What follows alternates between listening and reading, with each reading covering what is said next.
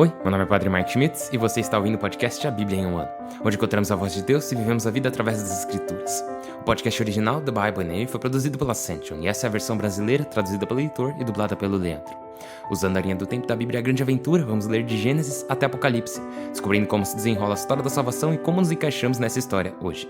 É o dia 218, vamos ler Isaías 57 e 58, Ezequiel 17 e 18 e Provérbios capítulo 13, versículos de 5 a 18.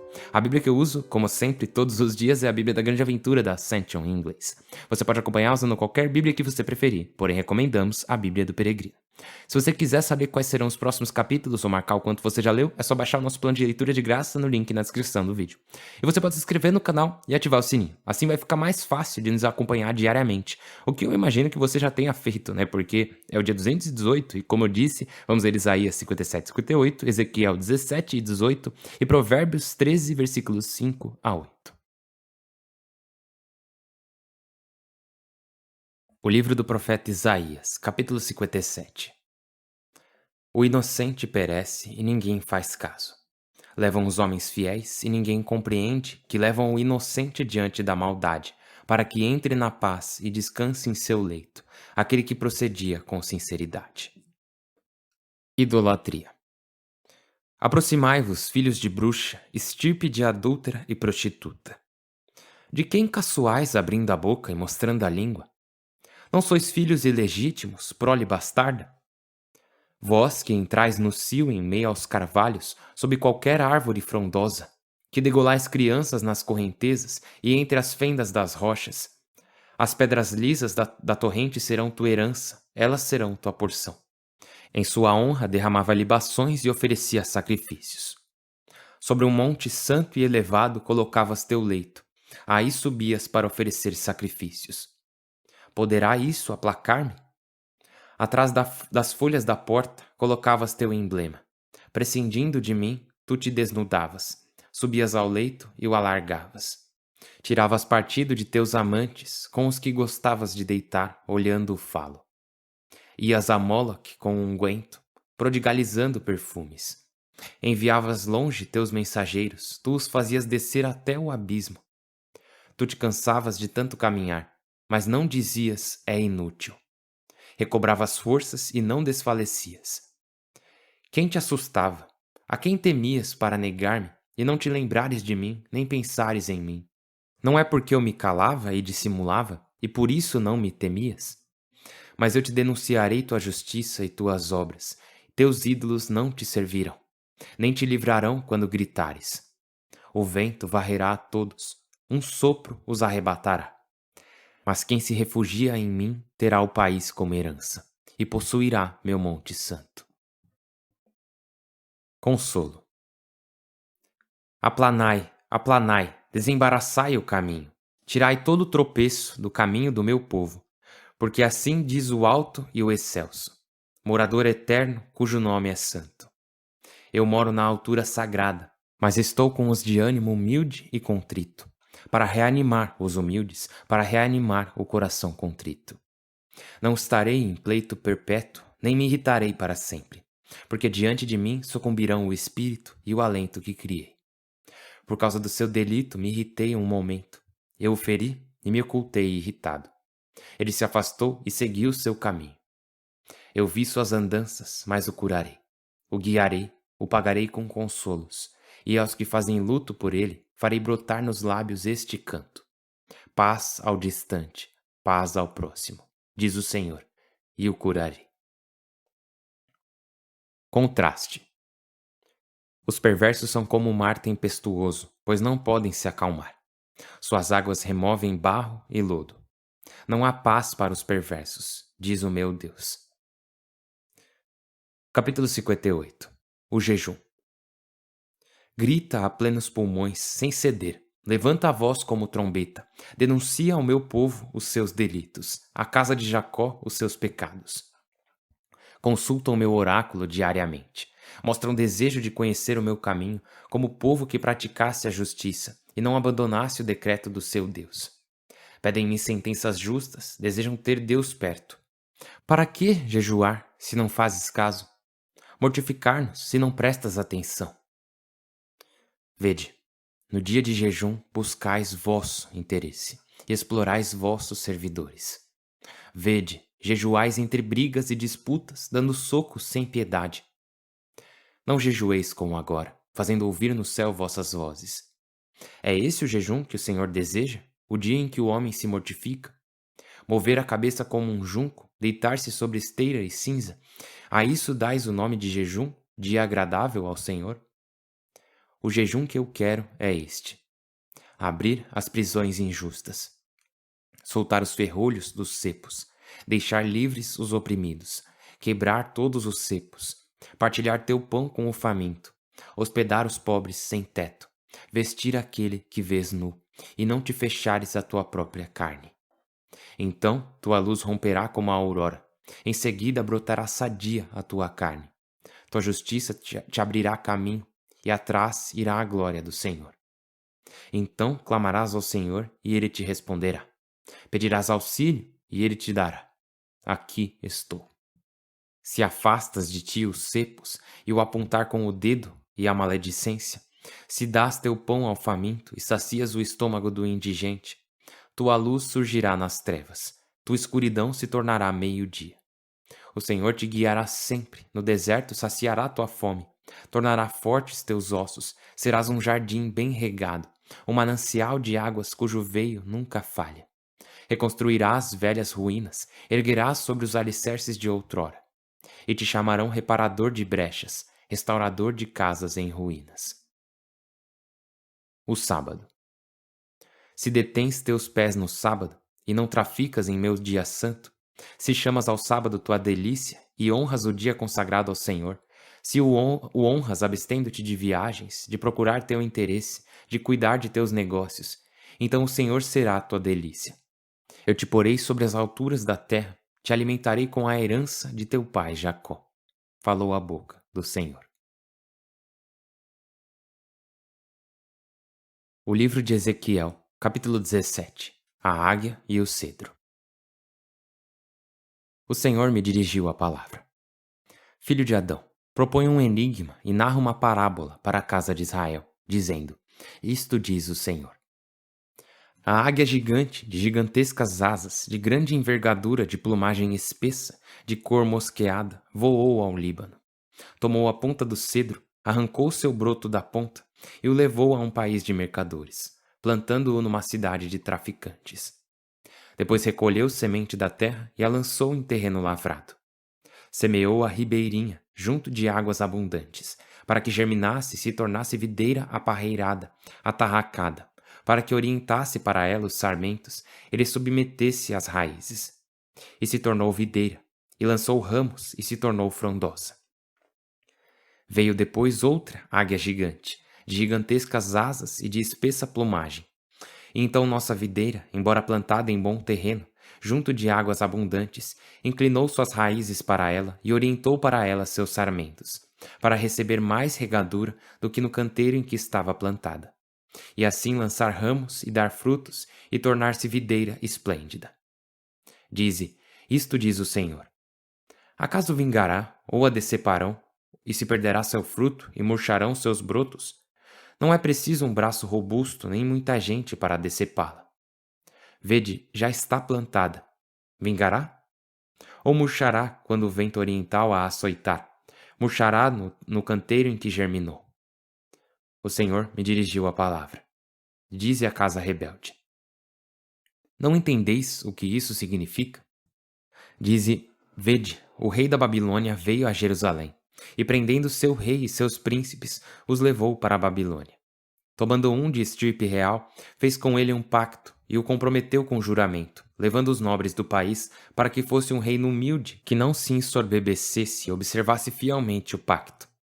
Mas se rebelou contra ele e enviou mensageiros ao Egito, pedindo cavalos e tropas numerosas. Terá êxito? Escapará com vida aquele que fez isso? Aquele que violou o pacto escapará com vida?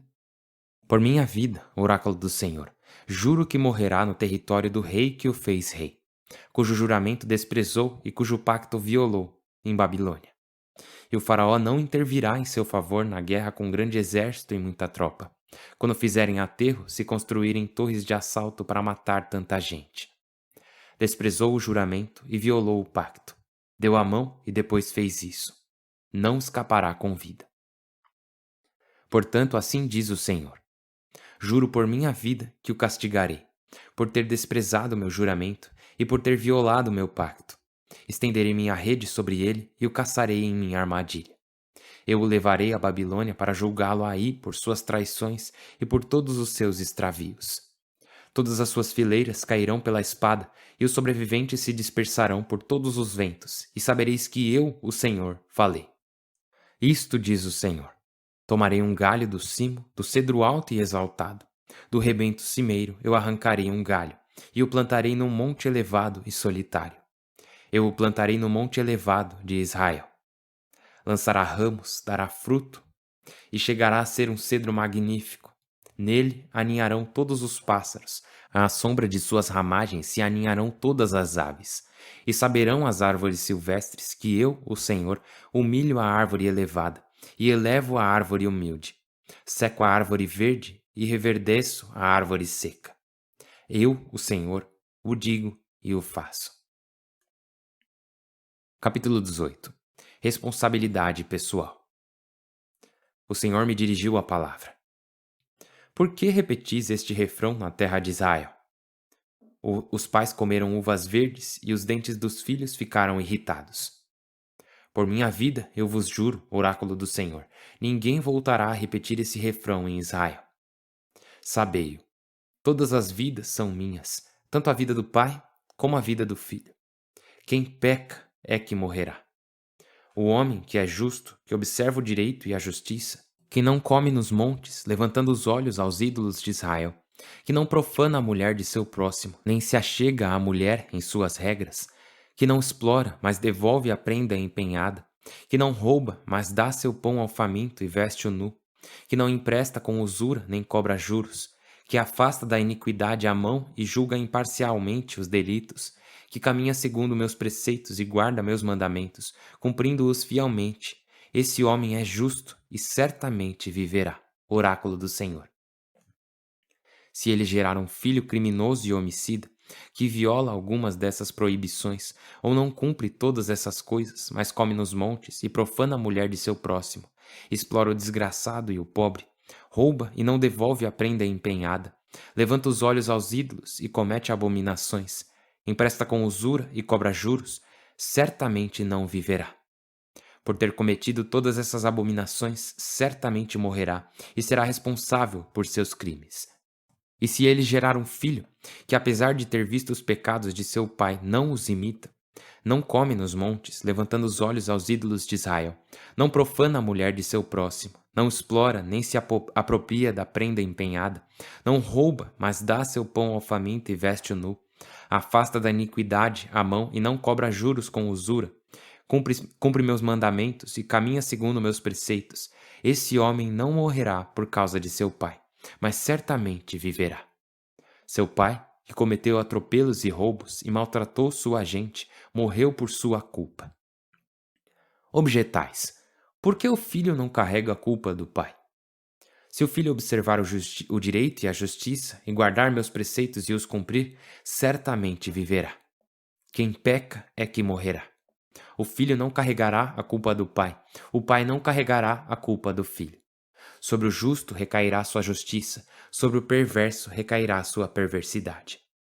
Se o perverso se converter dos pecados cometidos e guardar meus preceitos e praticar o direito e a justiça, certamente viverá e não morrerá.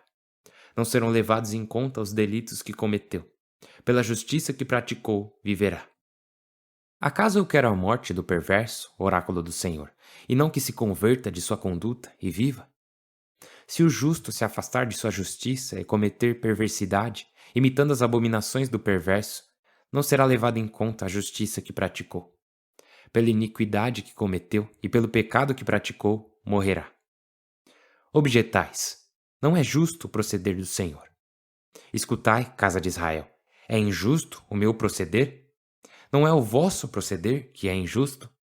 Quando o justo se afasta de sua justiça, comete a perversidade e morre, morre por causa da perversidade que cometeu. E quando o perverso se converte da perversidade que fez e pratica o direito e a justiça, ele mesmo salva sua vida.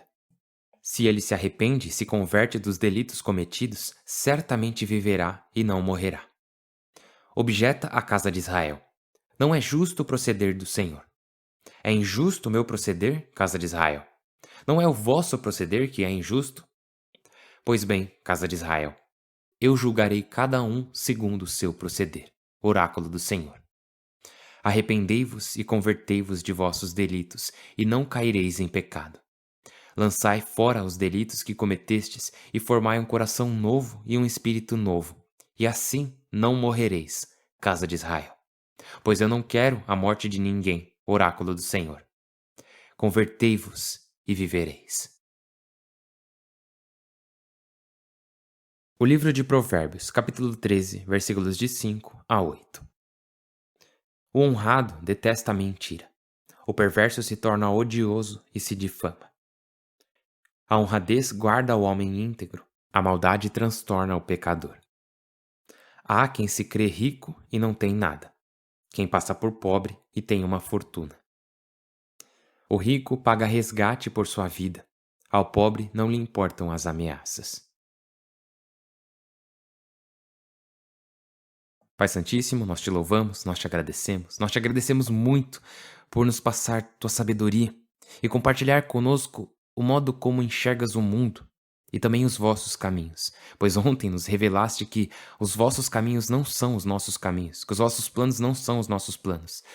E te agradecemos imensamente, Senhor. Muito obrigado por compartilhar conosco os vossos planos e caminhos. Então te pedimos para, mais uma vez, assim como fizemos ontem, como fazemos todos os dias, pedimos que tu permitas que tua palavra continue mudando os nossos corações, que o teu poder continue mudando as nossas vidas e que a tua graça nos mude permanentemente para que possamos pertencer a ti. Não apenas hoje, mas por toda a eternidade. Por Cristo nosso Senhor. Amém. Em nome do Pai, do Filho e do Espírito Santo. Amém. Beleza, então, nossa pessoal, que incrível! Então, no capítulo 57, e lembra ontem, no capítulo 16 de Ezequiel, que falamos, né, que isso era um tema recorrente, a idolatria ser representada como adultério. E aparece bastante porque acontece bastante. O povo de Israel, e nós também, porque somos o mesmo povo, né, temos os mesmos corações, carregamos a mesma corrupção. Nós muitas vezes viramos as costas a Deus, aquele que nos ama, e passamos a amar outra coisa, tipo qualquer outra coisa.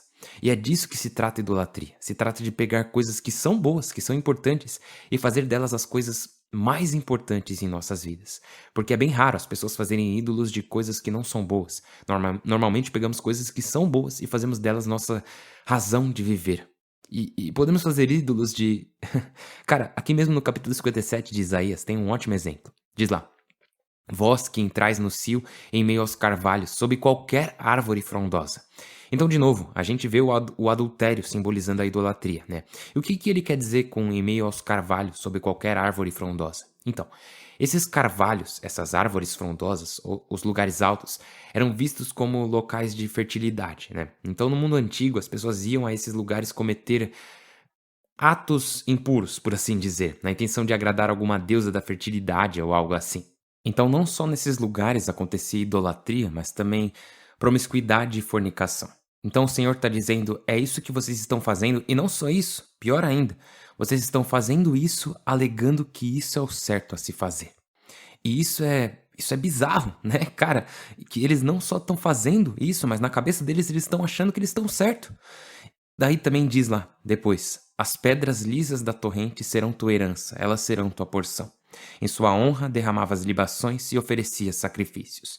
E lembra, nós vimos tudo isso lá em Levítico, Deuteronômio e em Números, das libações, sacrifícios, né? E o Senhor está dizendo: vocês ainda estão fazendo essas coisas, mas estão dedicando elas a falsos deuses, né? Vocês estão fazendo tudo isso nas pedras da torrente. E não só isso, mas diz lá também que eles ofereceram sacrifícios a Moloque. Diz: ias a Moloque com um unguento prodigalizando perfumes. E Moloque, lembra, já falamos dele bastante. Ele é aquele deus falso que normalmente eles teriam uma grande estátua de Moloque de metal, com os braços esticados e com as mãos juntas, né? E nas mãos dele seria a área para colocar o sacrifício. Daí eles iam e esquentavam a estátua com brasas ou fogo para esquentar ao máximo essa área das mãos, para então colocar seus próprios filhos, seus bebês nela, e oferecê-los como sacrifício. E assim Isaías está destacando mais uma vez o nível de idolatria que eles estão. E mesmo com tudo isso, o Senhor ainda diz: Mas não me irritarei para sempre, eu os trarei de volta a mim. E daí depois no capítulo 58 fala sobre jejum e culto verdadeiro versus jejum e culto falso. Porque as pessoas estão jejuando e adorando falsamente e se perguntando por que o Senhor não nos ouve. Estão fazendo jejum, né? Estamos fazendo jejum, diz lá. Para que jejuar se não fazes caso? Para que mortificar se você não presta atenção? E daí o Senhor responde: Sim, porque no dia de jejum vocês estão buscando seu próprio interesse, explorando seus servidores. Aliás, jejuais entre brigas e disputas, dando socos sem piedade. Com um jejum assim, suas vozes não serão ouvidas no céu. E então é isso que está acontecendo no capítulo 57. Vemos que eles estão adorando deuses falsos, e mesmo quando se trata de adorar ao Senhor Deus, né, o verdadeiro Deus, de oferecer a Ele um jejum, nem isso eles estão fazendo do jeito certo. Eles estão fazendo só por fazer, não estão fazendo de todo o coração. E isso vale a pena refletir por conta da presunção deles, né? Que eles estão seguindo as regras, estão fazendo o básico, mas estão fazendo pela razão errada, pelo motivo errado.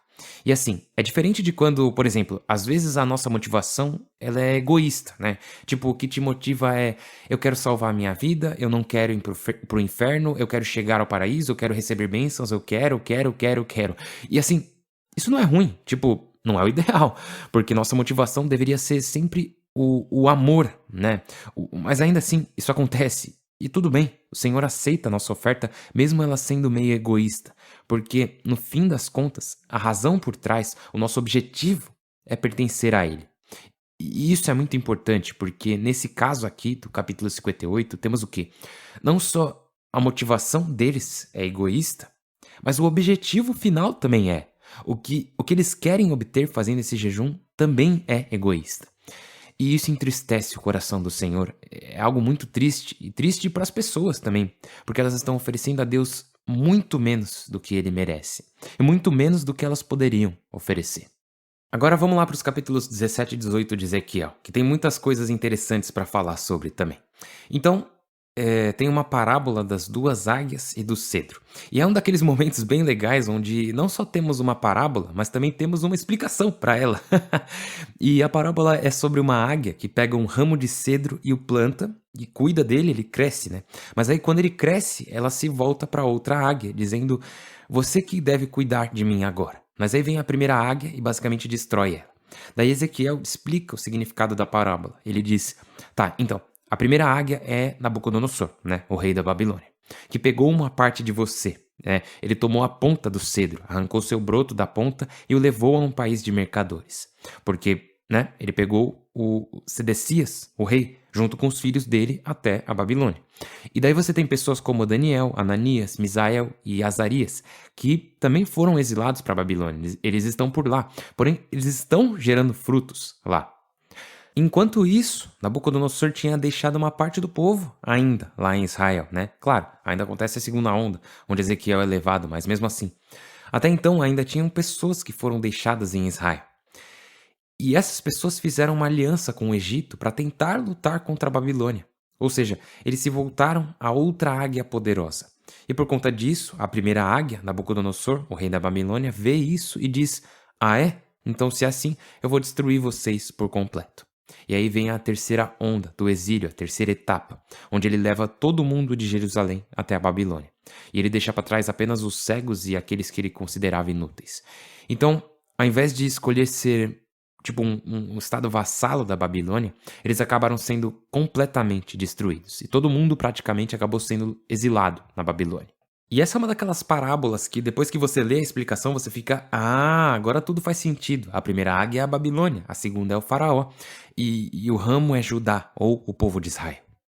Tem também o capítulo 18, né, que, nossa, ele é uma bênção. Ele também aparece no lecionário, lembra ontem eu falei do lecionário, que são as leituras que lemos nas missas.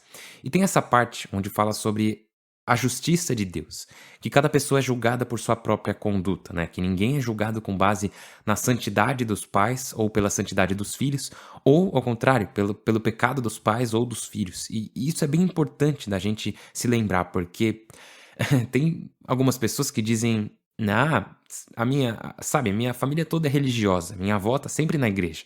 Beleza, mas e você? Você tem seguido a Jesus? E aí entra aquela frase, de novo, que eu acho que eu já falei aqui, que diz que Deus não tem netos, né? Ele não é um avô, ele é apenas um pai, ele tem apenas filhos. Então, se a sua mãe e o seu pai sempre seguiram o Senhor, bom pra eles, mas isso não tem nada a ver com você. Mesma coisa o contrário, né? De repente seus pais foram pessoas muito ruins, mas isso não tem nada a ver com você. Cabe a você escolher ser fiel ou não. E isso é algo muito bom. Até fala lá, né? Ah, mas isso não é justo. E o Senhor responde: não, é justo sim. Aquele que abandonar o pecado e vir a mim, eu o receberei.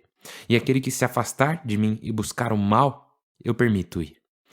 Mas não é isso que o Senhor quer que aconteça, né? Ele diz lá, no finzinho do capítulo 18: pois eu não quero a morte de ninguém. Oráculo do Senhor. Convertei-vos e vivereis. E esse é o desejo mais profundo dele, né?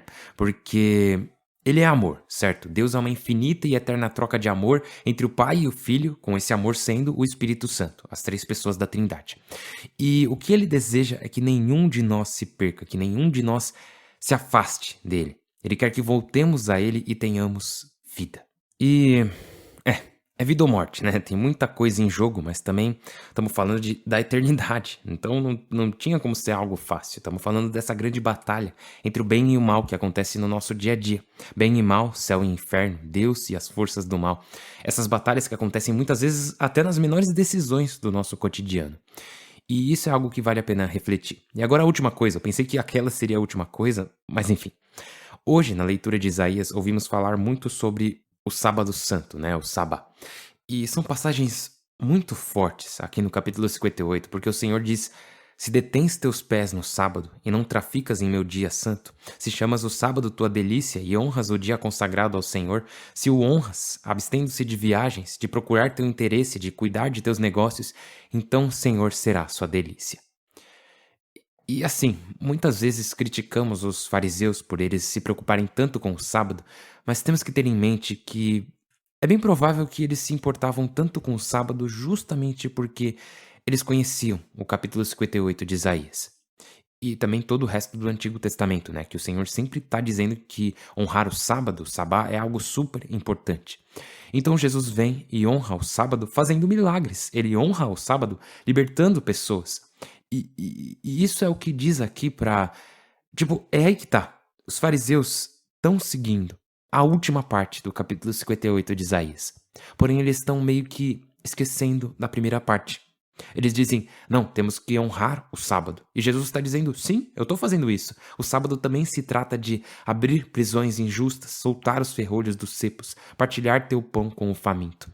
E essa aqui é a chave aqui. Ao ler a Bíblia, temos sempre que ter ela inteira na nossa mente. E não pensar nela como livros soltos e separados, porque Jesus não está quebrando as regras, ele não está fazendo isso. O que ele está fazendo é mostrar qual é a ideia por trás da regra, que é o que foi dito no começo do capítulo 58.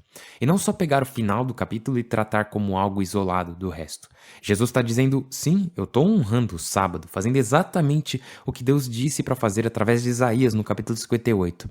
Vestir aquele que vês nu, hospedar os pobres sem teto, partilhar o pão. Porque não tem nada que exemplifique isso melhor do que as curas e sinais praticadas por nosso Senhor Jesus Cristo. Então, não é que a Bíblia vai se apagando e mudando. Na verdade, o Senhor adiciona camadas e cor e dimensões para nos revelar cada vez mais a sua ideia original. E temos que ser muito gratos por isso. Isso significa que também temos que ser o tipo de pessoas que honram o Sabá, que honram o Senhor e lhe dão a adoração que ele merece e deseja. Mas sabemos que nossa tentação também é nos afastarmos dele. Então vamos nos voltar para ele agora e retornarmos a ele para que tenhamos vida. Porque é isso que ele quer. Estou rezando por você para que você faça isso. Por favor, reze por mim para que eu continue fazendo isso. Meu nome é Padre Mike e eu mal posso esperar para te ver amanhã. Deus abençoe.